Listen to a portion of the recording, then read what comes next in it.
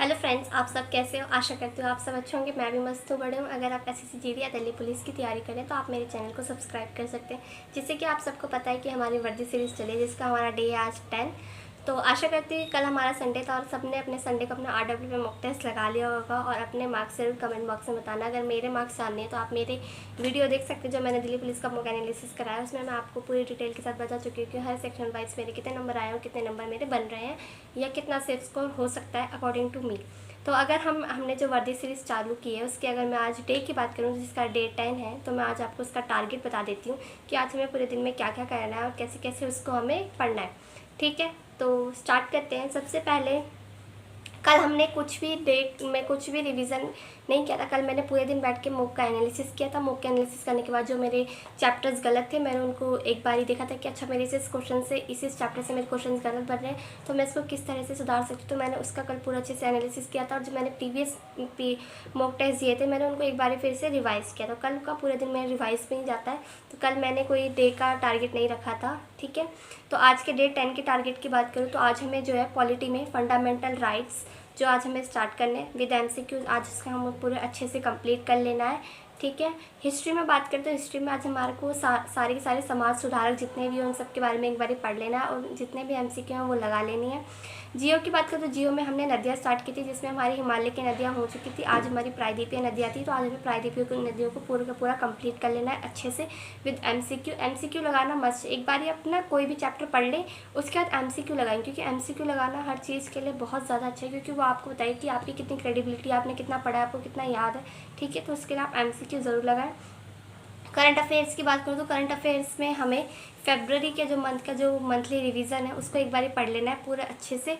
और उसके साथ हमें अलार्म वाली क्लास जो आदर्श सर की RW पे होती है उसे हमें रेगुलर लेते रहना है, जिससे कि क्योंकि हमें पता है कि जो करंट अफेयर्स है वो 1 ईयर का पूछा जाता है, तो 1 ईयर में हमें पूरे अच्छे से कंप्लीट करना पड़ेगा। क्योंकि अभी हमारे एग्ज़ाम जो है वो नवंबर और दिसंबर में तो नहीं है, दिसंबर के एंड में जाके है। तो दिसंबर तक हमें, मैं आपको कहूँ तो हमें जो है नवंबर 15 तक तो हमें एटलीस्ट जो है पूरी की पूरी करंट अफेयर्स की क्लास लेनी ही चाहिए।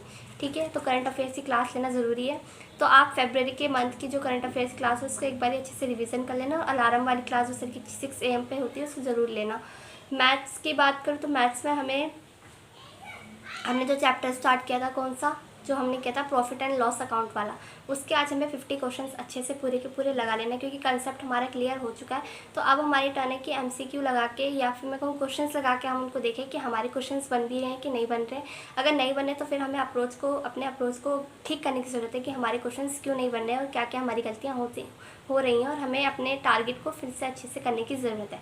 रीजनिंग की बात करूँ तो रीजनिंग में हमें एक मिनी मॉक लगाना है। मिनी मॉक के साथ हमने एक चैप्टर स्टार्ट किया जो था डायरेक्शनल टेस्ट, उसको भी आज हमें अच्छे से कर लेना है। ठीक है, विद क्वेश्चंस। स्टैटिक जीके की बात करूँ तो स्टैटिक जीके में आज हम 3 चैप्टर एक साथ पढ़ेंगे, जो कि बहुत ज़्यादा बड़ा नहीं है। हाँ, आराम से हमारा 1-1.5 घंटे में आराम से कंप्लीट हो जाएगा, जो कि है चित्रकला। जो भी चित्रकला जहाँ भी स्टेट किया हमें एक बार उसको अच्छे से पढ़ लेना है। संगीत के बारे में पढ़ लेना है कि कौन कौन से घराने होते हैं कहाँ पे, जैसे कि ग्वालियर का घराना है, बनारस का घराना है, ये सब हमें अच्छे से पढ़ लेने कि कौन कौन से घराने हैं। फिर हमें वाद्य यंत्र, जो भी हमारे वाद्य यंत्र, सुशील वाद्य यंत्र, तात वाद्य यंत्र, जो भी वाद्य यंत्र है हमें उनको अच्छे से एक बार पढ़ लेना है। ठीक है, और कंप्यूटर की बात करें तो कंप्यूटर में हमें जो है शॉर्टकट कीज़ अच्छे से पढ़ लेनी है। इनको हम 3 डेज़ में कंप्लीट करेंगे शॉर्टकट कीज़, क्योंकि शॉर्टकट कीज़ एक तो MS वर्ड की, एक MS एक्सेल की और एक पूरी जो ओवरऑल है, तो हम इसको पूरे के पूरे 3 दिन में कंप्लीट करने की कोशिश करेंगे। तो आज हमारा इसका डे 1 है।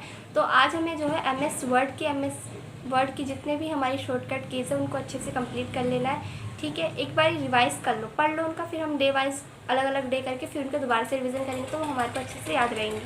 और हमें आज रिवीजन भी करनी है, डे 4 की रिवीजन बहुत अच्छे से करनी है।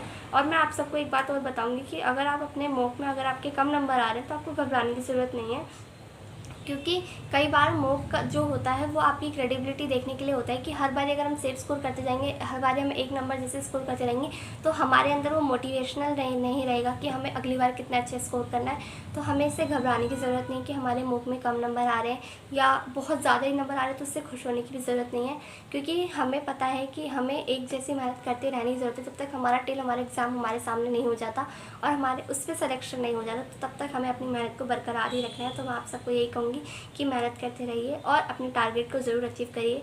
और आप सब कमेंट बॉक्स में ज़रूर बताना कि आपने अपने टारगेट को अचीव कर लिया था कल वालों को या नहीं किया था, और मेरे वाले टारगेट को अचीव करने की ज़रूर कोशिश करें। और मैं भी आशा करती हूँ कि मैं अपने टारगेट को ज़रूर अचीव करूँगी। तो मिलते हैं डे 11 में। बाय। तो प्लीज़ मेरे चैनल को ज़रूर सब्सक्राइब कर लें।